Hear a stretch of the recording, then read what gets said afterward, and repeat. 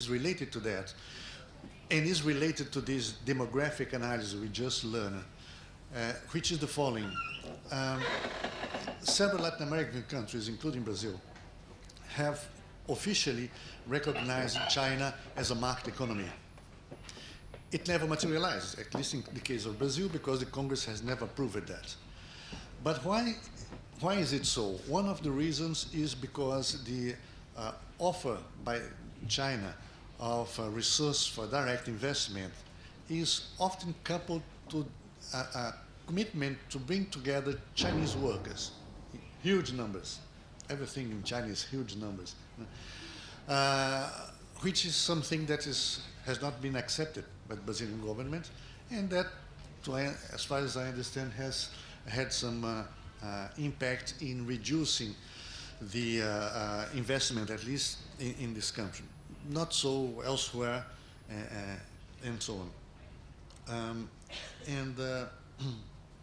Last but not least, my last comment has to do with the fact that since the early 70s, with the first oil crisis, there's a huge literature about the weakening of the US dollar as a means of exchange and as a reserve of value. The natural candidate that showed up ever since is the euro, which never materialized as such, but it's still the potential candidate. But as of lately, there is a literature, increasing literature with regard to a third candidate at least, or a set of candidates that would be the BRICS currencies, but so far this has been focusing mostly on the renminbi as a potential candidate for a currency of large use. And as a matter of fact, when we see the figures, there has been a significant increase of the use of renminbi in trade within East Asia, within the trade between China and Russia, even in some countries, increasingly significant use of renminbi as a reserve of value, which is brand new. We in Brazil have a formal agreement with China for using local currencies for trade. Also, again, never materialized, but it's there. And I understand there is a systematic policy by China in trying to enforce the use of renminbi as